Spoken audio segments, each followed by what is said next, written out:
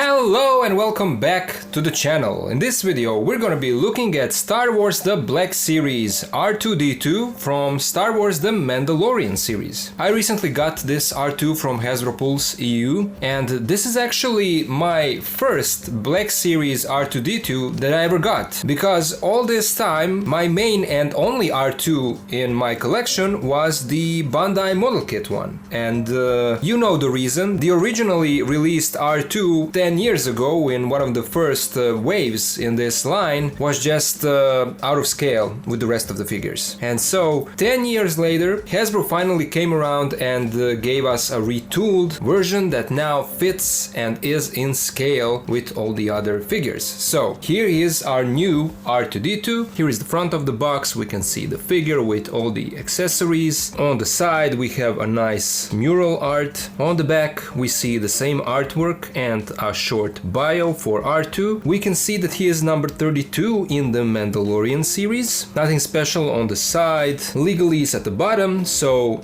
let's now open up the box and let's take a look at the figure. So here is our new R2-D2 out of the box. And first impressions, yeah, this figure looks really good. I love the tone of the blue color that they choose here. It's not a pure white, it's more of a creamy white for the rest of the body. The dome is kind of chrome silver, it's shiny and it reflects the light. The sculpt looks good, the details of the dome, the glass eye here, everything looks really good, and you can see that from all sides. Everything looks really good, so now let's take a closer look at the figure. As I said, the dome looks good, it's all nicely painted, the scope and these small panels. There is a little bit of paint bleeding up here around the eye, so that's a bummer. Here is the back of the dome, this greenish light, and these blue panels can be removed so that you can use the accessories that come with the figure. Here is the back of the body, nice sculpting, everything looks clean. I feel like here maybe we have some more bleeding of the color. It's not a big deal. We have these buttons that are painted silver. All of these panels and details look really good. His legs are well painted as well. A lot of these technical details, and then the wires. This is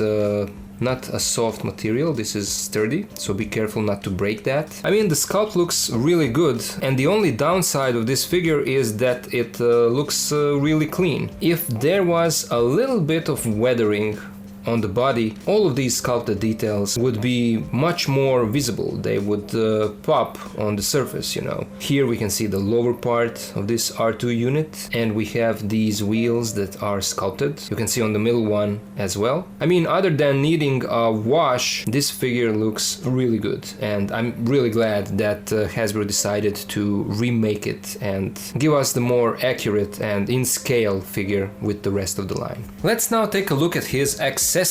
He comes with 6 small accessories, and they are all the kind of tools, features that this R2 has stored in him. So first we have this scope that should be attached to the dome, and as you can see, this is the same thing as the panel on the top of the dome.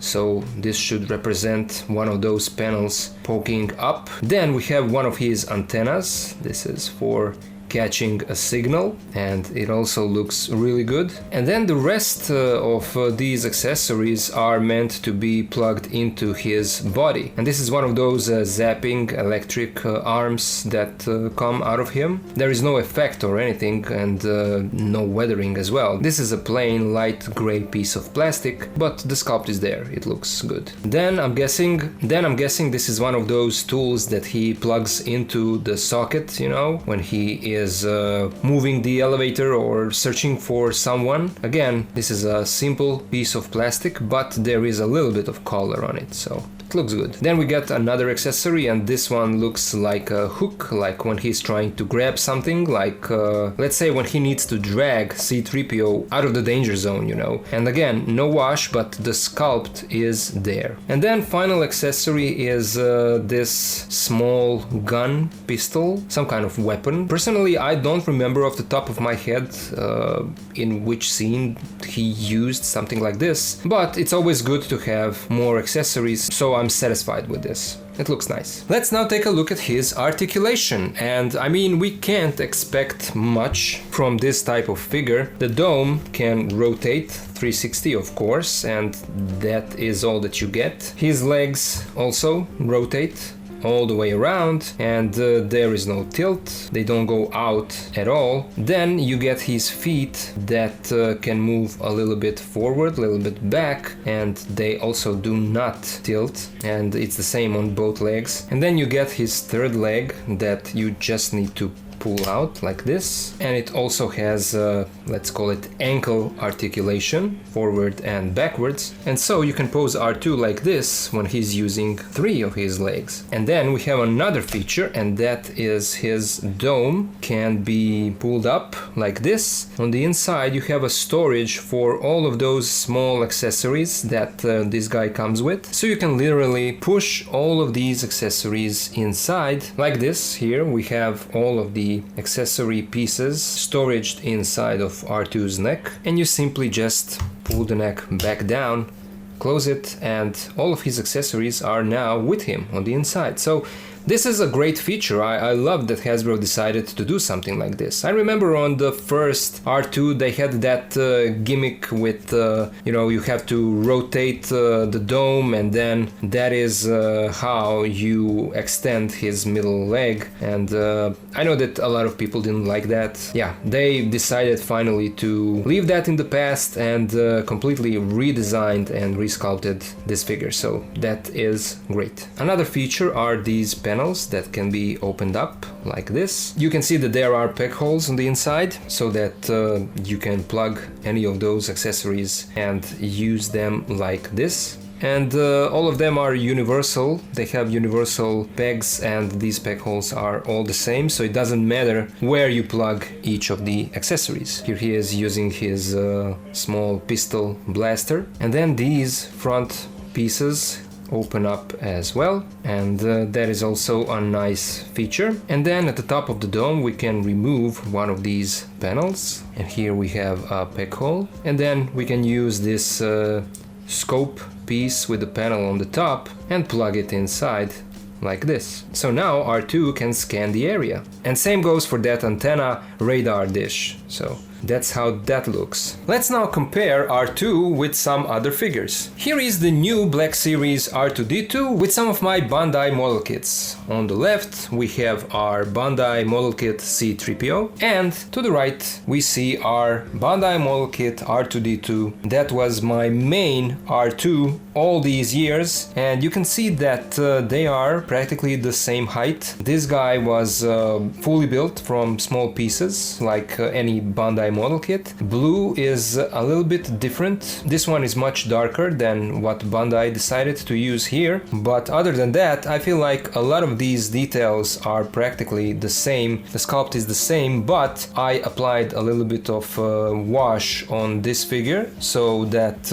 all of those sculpted details and lines are much more visible. Down the line maybe I'll apply some dry brushing on this guy. And then here he is with Bandai model kit BB-8 and Star Wars The Black Series Chopper. Here he is with the Black Series Dagobah Luke Skywalker and Yoda, and these two guys are from that 40th anniversary of The Empire Strikes Back deluxe set, and this R2 looks great with these two guys. Here he is with the Black Series Anakin Skywalker and Obi-Wan Kenobi, both from the Clone Wars. Here he is with the SH Figure Arts Farm Boy Luke and the SH Figure Arts Jedi Luke from Return of the Jedi. Here he is with the Black Series Ahsoka Tano and the SH Figure Arts Luke Skywalker from The Mandalorian. Here he is with the Black Series Beskar Armor Mando with custom cape and the Black Series Return of the Jedi Deluxe Boba Fett. Here he is with the Black Series Clone Wars version of Ahsoka and Rex. And finally, here he is with the Black Series A New Hope Darth Vader and the Black Series Island Journey Ray. So all in all, this is a nice release by Hasbro. This is an update that we truly needed in this line. A lot of collectors either didn't have R2 in their collection or they had the underscaled R2. So now this update finally fixes that issue. As we know, Hasbro has those issues with scaling, recently with Balin and Shin, and that just happens from time to time, unfortunately. But as we see in this case, they do tend to fix those issues. So they did it with R2. I really hope that they will do the same with the rest of the figures that have wrong size. So this is a must-have if you are a collector of 6-inch Star Wars figures, especially if you don't have Bandai model kit. This is a must-have. Hasbro did a great job here. The sculpt is great. The articulation is what you can expect out of the astromech droid. There isn't much that you can do with this guy, but he is essential for your display. So it's a strong recommendation. He comes with some nice accessories, and overall I feel like this is a great update and a great release. So yeah, it's a strong recommendation on my part. Now I would really love to hear you guys. What do you think about this new R2? Did you get him? Do you plan on getting him for your collection or not? Let me know down in the comments. Stay tuned for a posing video for this guy. I will try to think of something what I can do with him for his posing video. So yeah, stay tuned for that. Special thank you goes out to my supporters on Patreon, because you guys are really helping me to continue making all of these videos for my channel, so thank you. And of course, to the rest of you guys, thank you all for watching, thank you for being here with me, and I'll see ya in the next video.